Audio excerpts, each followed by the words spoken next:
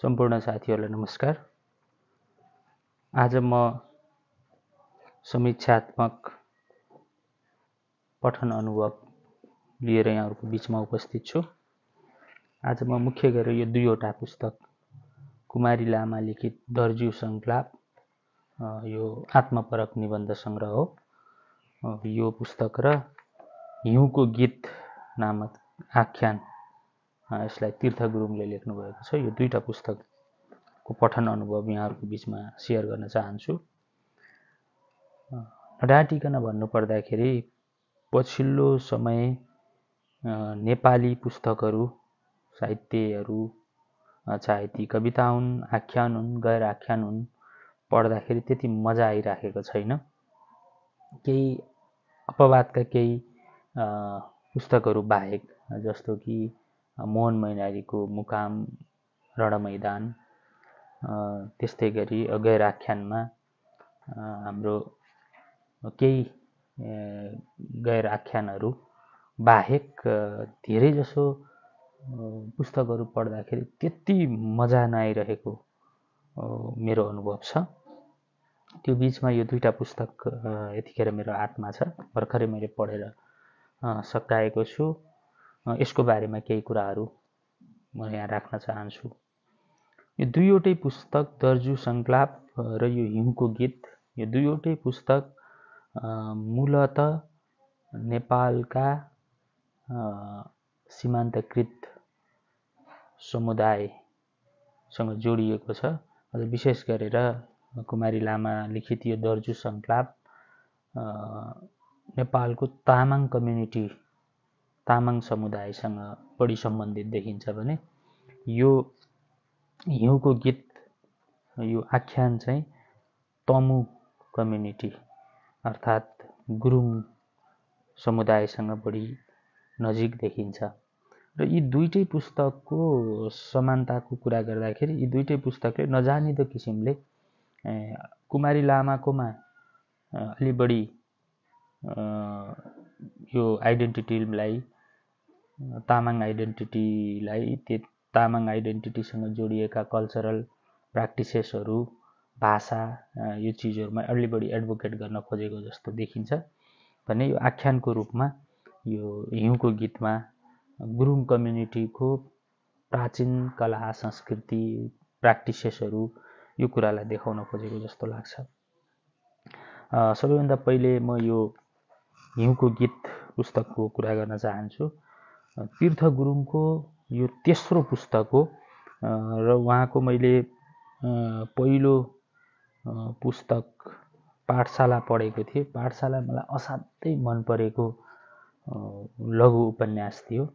मलाई, यदि म गलत छैन भने, नेपाली साहित्यमा बाल मनोविज्ञानलाई पक्रेर त्यो स्तरको कृति लेखिएको मैले अनुभव गरेको छैन। साह्रै राम्रो साइलेन्ट क्राईसँग मैले तुलना गरेको थिएँ। मलाई असाध्यै मन परेको पुस्तक हो र धेरै बालबालिकाहरू, विद्यालय पढ्ने बालबालिकालाई त्यो पुस्तक पढ्नको निम्ति सिफारिस पनि गर्छु, त्यति राम्रो लागेको थियो।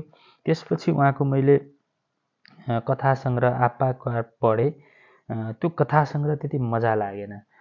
जुन पाठशाला पढ्दाखेरिको मेरो एक्सपेक्टेसन थियो यो दोस्रो कथा सङ्ग्रहमा पनि त्यस्तै होला भन्ने, तीर्थ गुरुङको त्यो कथा सङ्ग्रह एकदम जबरजस्त लेखेर हतार हतारमा त्यो निकालिएको जस्तो लागेको थियो मलाई। त्यति त्यहाँका कथाहरू कलाको हिसाबले पनि विचारको हिसाबले पनि त्यति उत्कृष्ट लागेको थिएन। त्यसपछि यो हिउँको गीत अहिले पढेँ। यसको केही मलाई राम्रा लागेका कुराहरूलाई म यहाँहरूको बिचमा राख्छु। त्यसपछि यसमा केही समीक्षात्मक टिप्पणी पनि गर्छु। तीर्थ गुरुङको यो उपन्यास पढ्दै गर्दा मलाई के लाग्यो भने कुनै पनि आइडेन्टिटीसँग सम्बन्धित किताब लेख्ने, चाहे आख्यान होस् गैर आख्यान होस्, त्यो लेखक चाहिँ त्यो कम्युनिटीसँग, त्यो समुदायसँग मसिनो गरी घुलमेल भएको हुनुपर्ने रहेछ।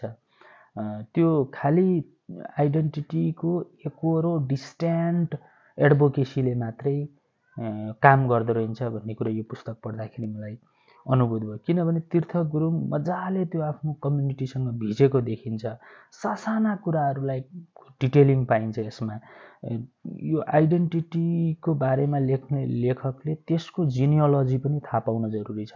म यो कम्युनिटीमा किन छु र म यो कम्युनिटीमा रहेर यो किन लेख्दैछु भन्ने कुराको मसिनो जानकारी चाहिँ लेखकमा हुनुपर्छ र तीर्थ गुरुङको यो पढ्दै गर्दा त्यो भेटिएको छ।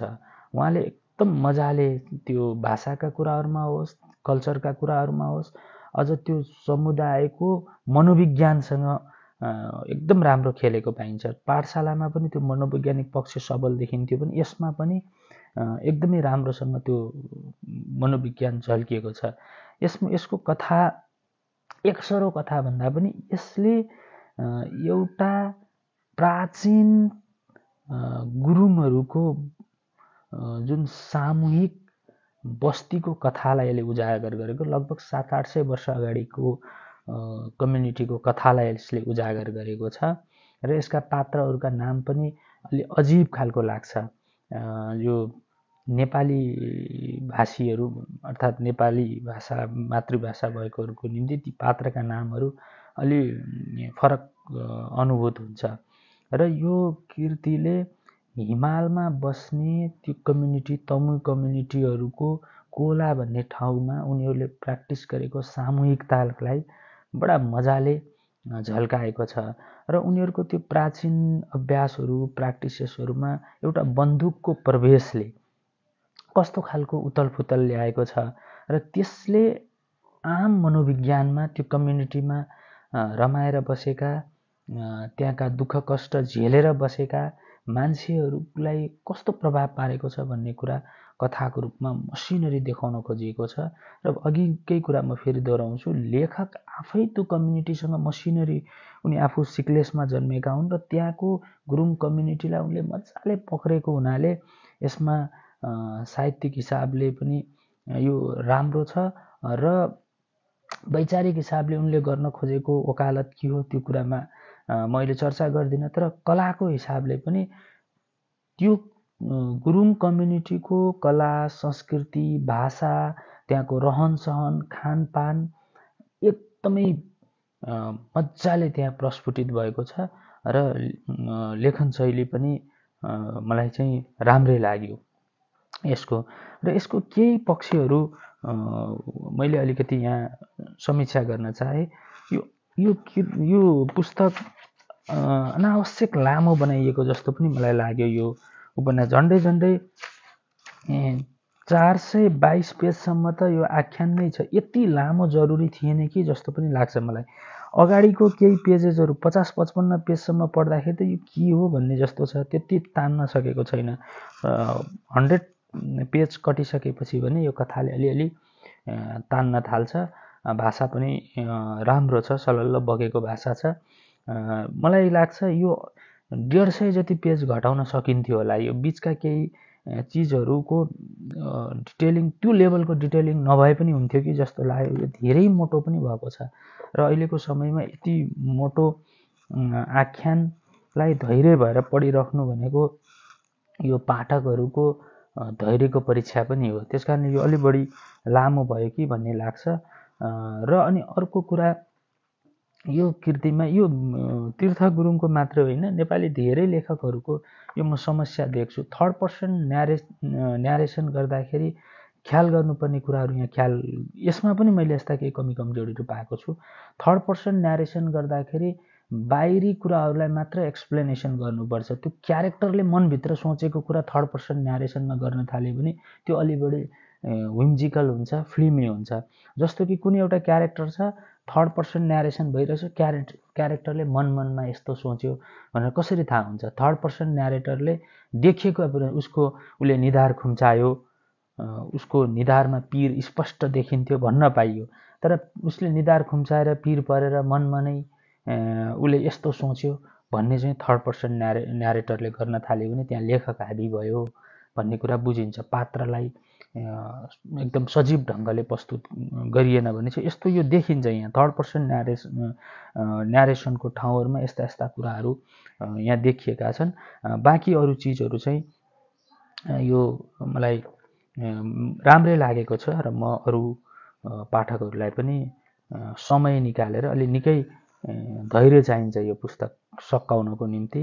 पात्रका नामहरूदेखि लिएर ठाउँहरूदेखि लिएर कता कता एउटा प्रागैतिहासिक समयमा पुगेको जस्तो अनुभूति हुन्छ र केही चिजहरू लेखकले त्यहाँ पुर्याउँदै फेरि अहिलेका मोडर्न केही शब्दहरू पनि प्रयोग भएको छन्, त्यसले कहीँ एक दुई ठाउँमा अलिअलि अल्मलाउँछ। नत्र बाँकी चिज चाहिँ तीर्थ गुरुङले मजाले कथा बुनेका छन्। यो राम्रो छ। यो कथा सुरु हुनुभन्दा अगाडिको कथा छ, जुन यो हाइकिङ जाँदाखेरिका प्रसङ्गहरू छन्, त्यहाँको मनोविज्ञानसँग जोडेर यो 700-800 वर्ष अगाडिको कथालाई बुन्न खोजिएको छ। यो चाहिँ राम्रो छ। समग्रमा यो पुस्तकलाई मैले 10 अङ्क पूर्णाङ्कमा मैले केही दिनु पर्यो भने मैले झन्डै 5-6 अङ्क यसलाई म दिन सक्छु। र त्यसपछि म अर्को पुस्तकको बारेमा कुरा गर्छु। यो कुमारी लामा लिखित दर्जु सङ्कलाप भन्ने पुस्तक हो। यो गैर आख्यान हो, निबन्ध सङ्ग्रह हो। यो निबन्ध सङ्ग्रह मैले सबै पढेर सकाएँ। यसको राम्रो पक्ष भन्नुपर्दा लेखकले अब कुमारी लामाका मैले केही लेखहरू पत्र पत्रिकामा छापिएका लेखहरू पढेको थिएँ, तर यसरी पुस्तक आकारमा आएको पुस्तक चाहिँ मैले उहाँको अगाडिका पुस्तकहरू एउटा पुस्तक के छ, यो अँध्यारो के सम्बन्धी छ, उज्यालो अन्धकार भन्ने छ, यो पुस्तक रहेछ। अर्को तेस्रो लिङ्गी चेतनामा, यो दुइटै पुस्तक मैले पढेको छैन, तर उनको मैले अरू दैनिक पत्र पत्रिकामा छापिएका लेखहरू पढेको छु। र यो पढ्दै गर्दाखेरि पनि त्यही लेखहरूमा भएका कुरा, छापिएका कुराहरूभन्दा खासै त्यस्तो फरक कुराहरू मैले यसमा केही पनि भेटाएको छैन। यसलाई गैर आख्यानको रूप दिएको छ। आत्मपरक निबन्ध हो। आत्मपरक निबन्धमा अलि बढी कलात्मक पक्ष हाबी हुनुपर्छ जस्तो लाग्छ, जुन कुरा मैले यहाँ प्रस्तुत निबन्धहरूमा खासै भेटेको छैन। कलाको हिसाबले पनि वाक्य गठनहरू पनि मिलेको छैन। तर यो साँच्चै भन्ने भने यो पढ्दै गर्दा यो कुनै पनि निबन्धले मलाई तान्न सकेको चाहिँ मैले अनुभूत गरिनँ। त्यस्तो खालको केही पनि छैन यसमा। अनि यी सबै निबन्धहरू पढ्दै गर्दा मैले अघिकै कुरा, लेखकलाई जब मैले यो किन लेख्दैछु भन्ने कुराको ज्ञात भएन र कुनै एउटा आइडेन्टिटीलाई वकालत गरिराख्दाखेरि त्यसको जिनियोलोजी बारे राम्रो जानकारी भएन र आफू म यो ठाउँमा किन छु र मैले जे लेखिरहेको छु त्यो लेखिरहेको कुरा कति अथेन्टिकल्ली मैले लेखेको छु, यो भन्नको निम्ति म अथेन्टिक मान्छे हो कि होइन भन्ने कुरा थाहा भएन भने कहिलेकाहीँ यस्तो दुर्घटना हुन्छ। मैले यहाँ निबन्धहरू पढ्दै गर्दाखेरि कतिपय यस्ता चिजहरू छन्, ऐतिहासिक कुराहरू लेखकले प्रस्तुत गरेको पाइन्छ, त्यसको कुनै त्यहाँ रेफरेन्सेसहरू छैन। त्यसलाई पत्याइदिनु पाठकले होला त नि भनेर पत्याउनु बाहेक अर्को कुनै पनि कुरा नभएको हुनाले अलि यो ऐतिहासिक कुराहरू गर्दाखेरि जुन हामीले अपनाउनु पर्ने यसको पछाडिको जुन अलि रेफरेन्सेसहरू छ त्यसको अभाव स्पष्ट रूपमा देखिन्छ। र यो निबन्ध सङ्ग्रह पढ्दै गर्दा यो पछिल्ला लेखकहरूमा जस्तै यो आफ्नो क्यालिबर एकातिर छ, लेखकले लेख्ने क्यालिबर, उसको क्षमता एकातिर छ, तर अर्को कम्फर्ट जोनमा बसेर लेख्न पायो भने मलाई पाठकहरूले एक्सेप्ट गर्छन्, कम्तीमा त्यो कम्युनिटीको पाठकले मलाई एक्सेप्ट गर्लान् भन्ने खालको एउटा नजानिदो किसिमको लोभ, नजानिदो किसिमको त्यो कम्फर्टनेसको त्यो डिजायर चाहिँ अहिलेका धेरै आइडेन्टिटी सम्बन्धी लेख्ने लेखकहरूलाई थाहा एकदमै त्यो देखिन्छ। जस्तो कि कुनै एउटा कम्युनिटीमा त्यहाँ हुर्किएर त्यो कुरा बुझेर लेखेको लेखक र काठमाडौँमा बसेर त्यो कम्युनिटीसँग जातको थर मात्रै जोडिएकाहरूले त्यसको वकालत गर्ने कुरामा त्यसको अथेन्टिसिटी भेटिन्न। यसमा पनि त्यस्तै देखिन्छ। त्यही भएर मलाई के लाग्छ भने ताप्लेजुङ अथवा उपल्लो किराँतमा कम्युनिटीमा बसेको बाहुनलाई बरु त्यो किराँतको कल्चर बढी थाहा हुन्छ काठमाडौँमा बसेको किराँतभन्दा, किनभने उसले त्यो भोगेको हुन्छ, देखेको हुन्छ, कम्तीमा अनुभूत गरेका कुराहरू आयो भने त्यसले अलि बढी त्यसले पाठकलाई तान्न सक्छ कि जस्तो लाग्छ। यहाँका निबन्धहरू अब यो तीनवटा समाज संवार्ता, सैलानी समय, दृश्य अदृश्य भनेर तीनवटा शीर्षकमा 7-8वटा दरले निबन्धहरू आएका छन्। तर सबै निबन्ध उस्तै छन्। सबै निबन्धका कुराहरू, खास कुराहरू त्यही पुरानो बितेका कुराहरूप्रति एक खालको नोस्टाल्जिया छ हैन। अनि यो अहिलेका त्यो आइडेन्टिटी लेख्नेहरूको सबैको यो साझा जस्तो लाग्छ। पुराना हिजो भएका सबै कुरा ठिक थियो, हाम्रो कम्युनिटीका पुरै हिजोका प्र्याक्टिसेसहरू ठिक थियो, आहा अब भयो, अब यो बेकार यो मिलसिल आएर दुःख भयो, पानी घट्ट नै ठिक थियो, तल पँधेरामा गएर पानी बोक्नु नै ठिक थियो, घर घर पानी आएर दुःख भयो भन्ने टाइपका यस्ता रोना धोनाहरू, दसैँ बिर्सिए, चाडपर्व भुले भन्ने यस्तै कुराहरू अलि बढी देखिन्छ यो लेखकहरूमा। यो नोस्टाल्जिया नै यहाँ छ। कुनै पनि लेखकले केही एकाध अपवाद बाहेक कुनै पनि आइडेन्टिटी लेखिरहेको छु भन्ने लेखकहरूले त्यहाँको अर्थ सामाजिक, अर्थ राजनीतिक सम्बन्धहरूलाई पर्गेल्न सकेको जस्तो मलाई लाग्दैन। र त्यो आइडेन्टिटी किन यसरी विलुपीकरण भयो? एउटा त अब राज्यको डोमिनेसनको कुरा त यो ग्राम्स्कीले त्यो हेजोमनी लेखिदिए, सबैलाई त्यसले सजिलो बनाइदिएको छ, सबैले त्यसैलाई लिएर अनि राज्यले डोमिनेसन गर्यो, आन्तरिक औपनिवेशीकरण गर्यो भनेछ, अनि त्यो मोटा मोटा कुराहरू गरेको छ, अनि त्यसपछि गाली गरेको छ। त्यो एउटा सजिलो भइरहेको छ। तर त्योदेखि बाहेक पनि किन कुनै एउटा कला संस्कृति हराउँछ?